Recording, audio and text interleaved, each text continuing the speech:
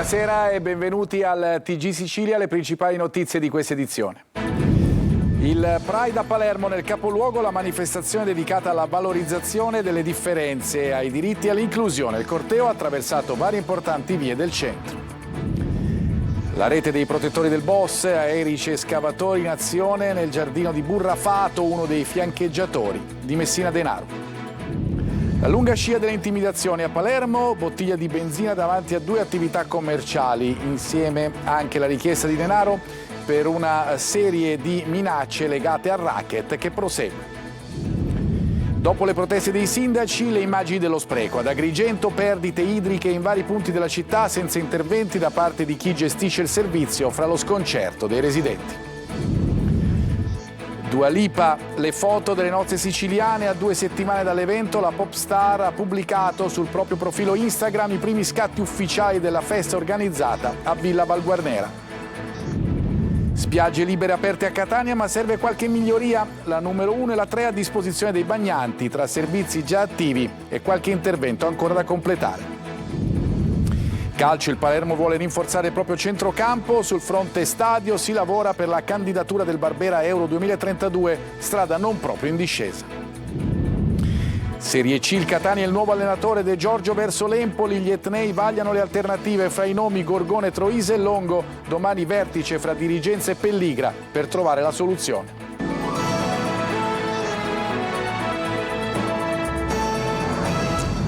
Ben ritrovati, andiamo dunque a Palermo, dove il centro è stato occupato dalla folla colorata del Pride oggi pomeriggio. Il corteo dei diritti è andato in scena nonostante le polemiche politiche, dal centro città fino ai cantieri culturali, alla Zisa per gli interventi dal palco e la festa finale. Malio Viola.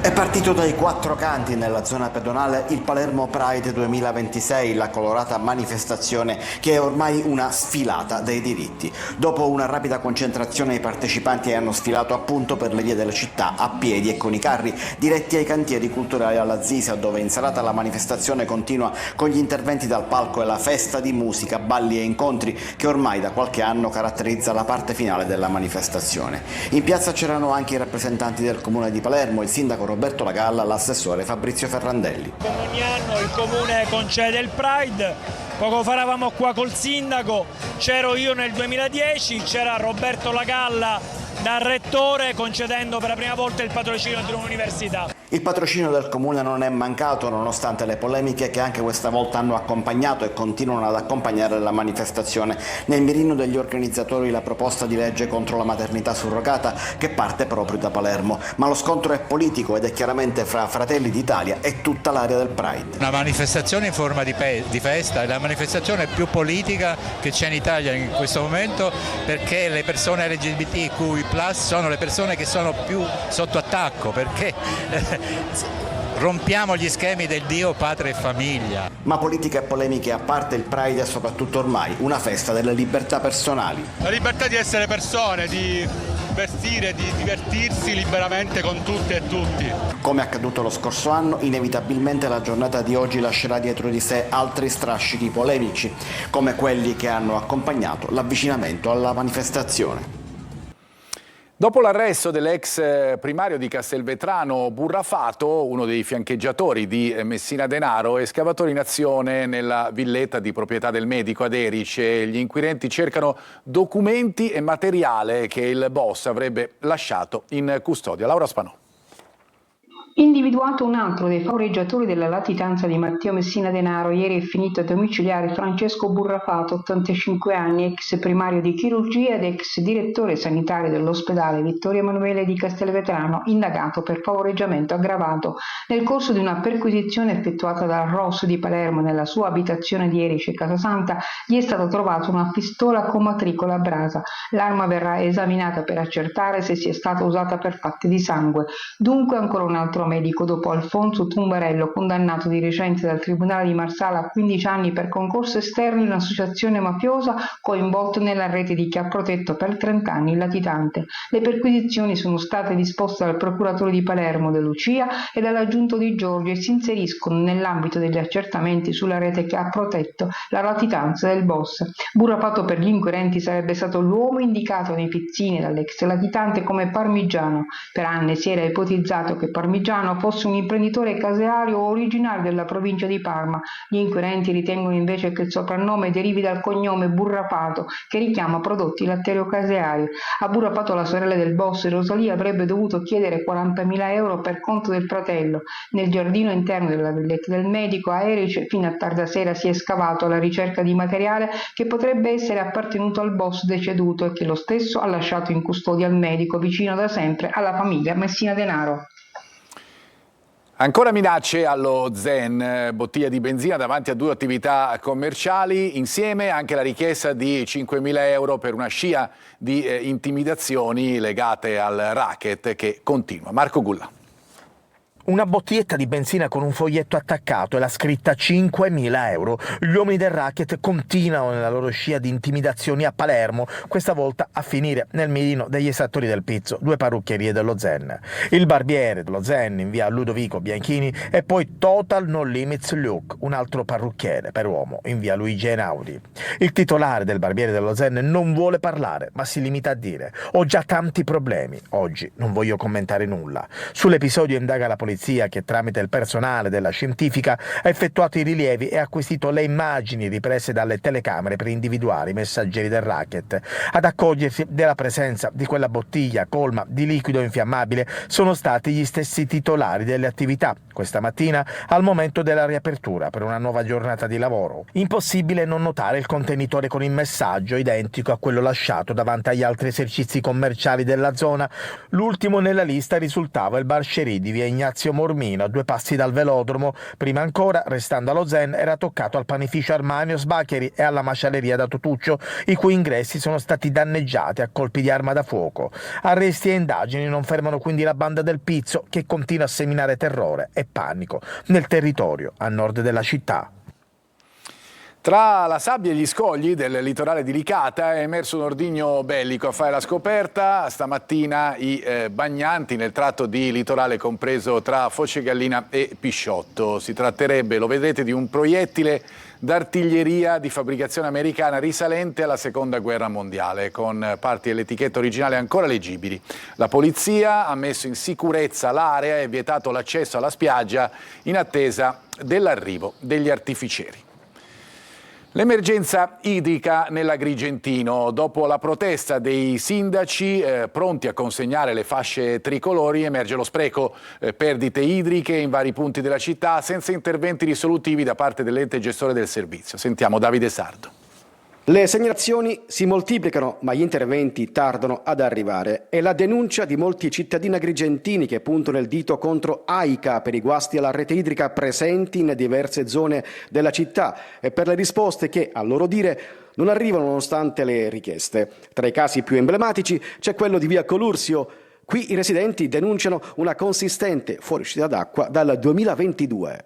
È una situazione assolutamente insostenibile quella che noi residenti di via Marino de Colursio e delle varie vie limitrofe siamo costretti a vivere ogni giorno. Infatti le varie perdite idriche che noi da tempo segnaliamo hanno completamente distrutto la strada, creando delle criticità, non soltanto la viabilità, ma d'altra parte l'acqua stagnante crea dei problemi di carattere igienico-sanitario con il proliferarsi di insetti e di erbe infestanti. È una situazione assai critica che addirittura non ci permette più di raggiungere le nostre abitazioni. L'acqua per ben 24 ore al giorno continuamente si riversa sulla strada. Ma la situazione non riguarda soltanto le periferie. In via Manzoni, nel cuore della città, da una rottura sotto l'asfalto, l'acqua schizza con forza verso l'alto fino a raggiungere il primo piano delle abitazioni. Una scena assurda. Il tutto mentre molti cittadini lamentano di non ricevere acqua nelle proprie case e sono costretti a rifornirsi con taniche e bidoni alla fontana di Bonamorone. La situazione adesso è veramente pesante. È pesante perché c'è chi ha famiglia, io sono solo e mi manca l'acqua per esempio, ma chi ha famiglia con figli come fa? Cioè, bisogna che la regione al più presto deve fare qualcosa. Immagini che raccontano il paradosso dell'emergenza idrica agrigentina. Da una parte famiglie che attendono l'arrivo dell'acqua, dall'altro lo spreco lungo le strade. La festa di Sant'Agata estiva. Il Papa ha nominato il cardinale Pietro Parolin per il 9° centenario della traslazione delle reliquie in programma a Catania dal 16 al 18 agosto prossimi. Parolin presiederà i momenti centrali delle celebrazioni, dall'omaggio alla lapide dei soldati Gisliberto e Goselmo che riportarono a Catania le reliquie, alla veglia di preghiera che rievoca lo sbarco avvenuto 9 secoli fa. Lunedì 17 agosto, al termine del pellegrinaggio, all'alba da Piazza del Rotolo a Piazza Duomo, il legato pontificio procederà alla solenne incoronazione di Sant'Agata dopo la ricollocazione del Sacro Cranio nel busto restaurato. Alle ore 20 in Piazza Duomo celebrerà il pontificale.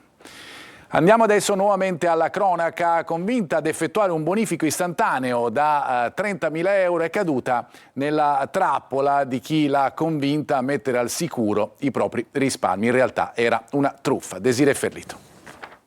Una telefonata, la paura di essere vittima di una frode e la convinzione di dover agire in fretta per salvare i propri risparmi.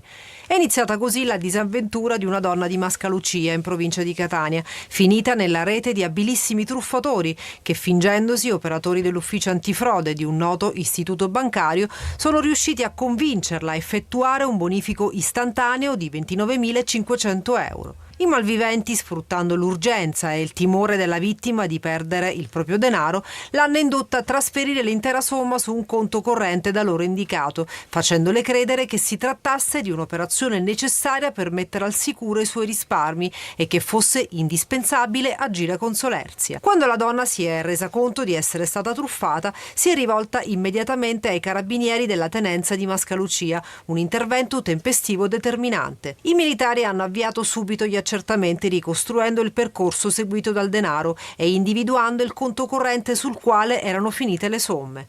La Procura di Catania ha quindi disposto il sequestro preventivo d'urgenza, impedendo che il denaro finisse altrove. L'operazione si è conclusa così con il pieno recupero delle somme sottratte e con la restituzione dei 29.500 euro alla legittima proprietaria, che ha potuto rientrare in possesso dei propri risparmi. Sono invece tuttora in corso le indagini per risalire ai truffatori. 23 cavalli e farmaci dopanti sono stati sequestrati dalla polizia a Catania. 7 persone sono state denunciate per maltrattamento di animali. Orazio Longo. Cavalli probabilmente destinati alle corse clandestine e alla macellazione. 13 equidi sono stati sequestrati, altri 10 sono stati trasferiti e sottoposti a vincolo sanitario dalla polizia a Catania nell'operazione denominata Zoccolo Duro, che ha portato gli agenti, come si vede da queste immagini, a perquisire 19 stalle abusive in vari quartieri della città tra Librino, San Giovanni Calermo, Picanello e San Cristoforo. 7 persone sono state denunciate per maltrattamento di animali, contestate sanzioni per 50.000 euro. I controlli effettuati hanno permesso di constatare condizioni critiche per gli stalloni e i poni e di identificare 57 persone, di cui oltre 30 pregiudicate per reati di diverso tipo, tra cui l'associazione di stampo mafioso. I medici veterinari hanno accertato che tutti gli equidi controllati erano detenuti in luoghi incompatibili con la loro natura, locali privi di areazione e spazi angusti, e che alcuni di essi erano anche malnutriti. Alcune delle stalle erano già state controllate negli ultimi mesi dalla polizia, ma nonostante fosse stato intimato ai proprietari di trasferire i cavalli in luoghi idonei e presso aziende autorizzate, nessuno di loro aveva ottemperato. I poliziotti hanno anche sequestrato farmaci dopanti e denunciato una donna per furto di energia elettrica. Presto gli equidi saranno affidati all'associazione Save a Horse, che si è offerta di prendersene cura a titolo gratuito. Le zanzare fra le portatrici del virus West Nile, presente in Sicilia dal 2024, infetta l'uomo e gli animali, ma non è letale. È importante per ridurre il rischio di contagio e seguire le linee guida emanate dall'ASP. Veronica Barbarino. La maggior parte delle persone infette non mostra alcun sintomo. Il 20% sviluppa disturbi lievi simili all'influenza e solo l'1% può avere complicazioni gravi. È la West Nile o febbre del Nilo. È una malattia provocata dall'omonimo virus che circola negli uccelli e viene trasmessa all'uomo e agli animali tramite la puntura di zanzare infette. L'uomo contagiato non contagia un altro uomo attraverso una puntura di zanzara, in quanto i livelli di virus nel sangue non consentono il passaggio del virus alla zanzara e ad altro uomo. Nulla di allarmante, ma conoscere e prevenire è importante. La circolazione del virus in Sicilia è monitorata dalle autorità sanitarie che negli ultimi anni hanno confermato casi isolati e focolai sporadici. Il Dipartimento di Prevenzione Veterinaria e l'ambito medico durante tutto l'anno implementano una sorveglianza sui casi di umani e sui casi di equidi che manifestano sintomatologia e periodicamente 2 volte a settimana in siti ben definiti la cattura di zanzare sulle quali viene effettuato l'esame per l'individuazione diretta del virus. La prevenzione resta lo strumento più efficace. Fondamentale è eliminare i ristagni d'acqua, anche di pochi millimetri, che rappresentano l'habitat ideale per la proliferazione delle zanzare. Dove invece non può essere eliminata l'acqua, occorre isolarla ermeticamente. Gli esperti raccomandano inoltre di limitare l'uso indiscriminato di prodotti disinfestanti che uccidono insetti utili come api, farfalle e coccinelle, privilegiando invece le zanzariere. A 2 settimane dalle nozze della pop star Dua Lipa, che ha scelto la Sicilia per festeggiare l'evento, sono arrivate le foto ufficiali sullo sfondo, Villa Valguarnera, la dimora settecentesca di Bagheria che ha ospitato i 200 invitati. Negli scatti condivisi con milioni di follower, la cantante appare in abito da sposa, firmato Chanel, tempestato di perline e piume e un velo in tulle lungo 6 metri, insieme al marito Callum Turner. Parliamo adesso di estate e mare. Tornano in funzione le spiagge libere a Catania. Oggi la giornata tanto attesa dell'apertura. La numero 1 e la 3 sono a disposizione del pubblico, pronte ma non ancora del tutto, tra servizi già attivi e qualche intervento ancora da completare. Desiree Ferlito. Buongiorno. Diciamo lei è pronto? Sì, molto pronto, sono nato pronto. Per questa giornata al mare? Per questa mezza giornata al mare. Pronte ma non prontissime, le spiagge libere numero 1 e 3 della Playa di Catania hanno aperto oggi i cancelli ai bagnanti, inaugurando ufficialmente la stagione estiva. Una riapertura attesa da migliaia di catanesi, già pronti di prima mattina per piazzare il loro ombrellone e assicurarsi un posto vista mare. Siamo arrivati appena adesso, sto cercando dove posizionarci. C'è il pienone stamattina, Infatti, l'ho visto, lo sto caldo che sta facendo questo periodo. Entusiasti catanesi, passerella ben servita, arenile pulito, docce operative, tuttavia ancora da completare molti servizi annunciati. Il bar è ancora chiuso, manca ancora la copertura ombreggiante per gli amici a 4 zampe, operai al lavoro per completare le strutture in legno. Grande assente il servizio di salvataggio. Una situazione che non ha comunque scoraggiato gli amanti della spiaggia catanese. Troppo bella la spiaggia libera. È mai la prima volta che venite? No, noi ci veniamo sempre, tutti i giorni praticamente. Soprattutto ora che arriva dall'estate, finalmente ce la possiamo godere. Devo dire che tutto sommato è stata ideata nel migliore dei modi per il momento. Ma ancora non è organizzata bene, però man mano ne stanno facendo dei lavori, poi vediamo se cosa viene fuori. E mentre i lavori proseguono, per molti catanesi la stagione del mare può finalmente cominciare. Adesso noi ci fermiamo, fra poco la pagina sportiva.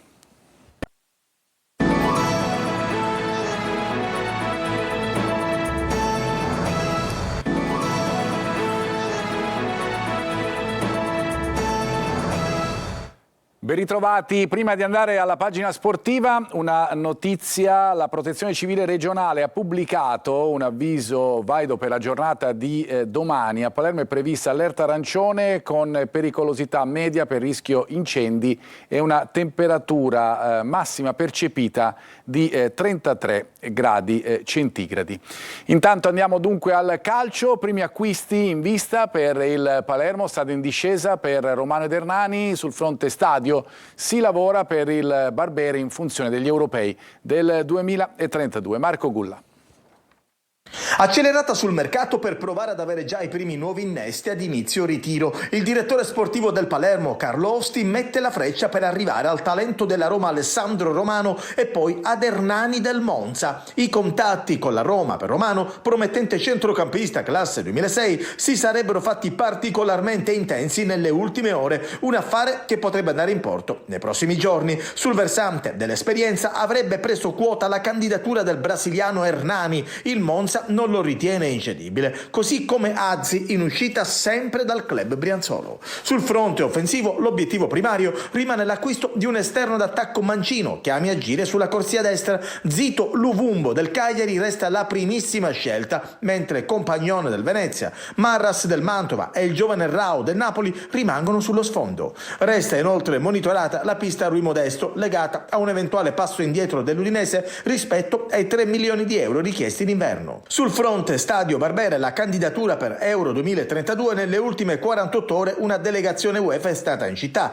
La strada verso la candidatura non è del tutto in discesa, ma dalle prime indiscrezioni sembra che i problemi, piccoli e grandi, che si vanno via via presentando non rappresentano un ostacolo insormontabile. Adesso il Catania sembrava ad un passo, invece De Giorgio vira verso l'Empoli, l'altra squadra che lo aveva contattato e che milita in Serie B. Il Catania vaglia le alternative, domani vertice fra Pelligra e la dirigenza per trovare la soluzione. Angelo Gagliano.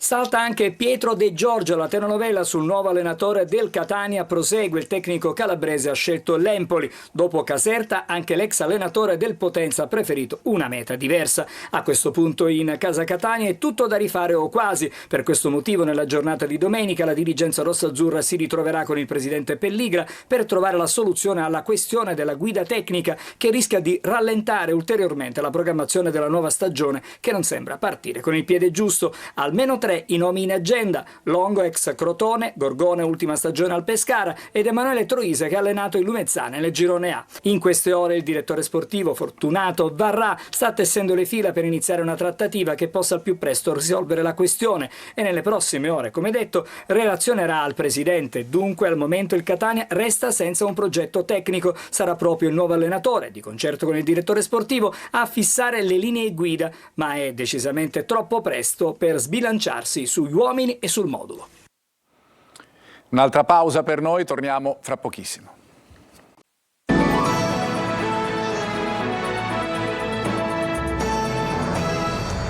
Ancora lo sport con il calcio a 5, la Meta Catania batte in gara 2 Roma per 4-3, conquista la terza finale consecutiva. Gli etnesi giocheranno lo scudetto contro l'L84 Torino, decisivo ancora una volta Carmelo Musumeci che con la sua doppietta ha contribuito alla vittoria della formazione rossazzurra. Gara 1 in finale in programma giovedì prossimo in Piemonte, mentre gara 2 si giocherà al Palacatania domenica 28 giugno a Catania, 2 giorni dopo anche l'eventuale gara 3.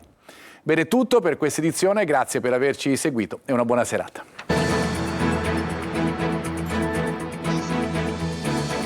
Entra nel mondo dell'informazione con l'app Sicilia Web. Resta sempre aggiornato con le news e le live in diretta.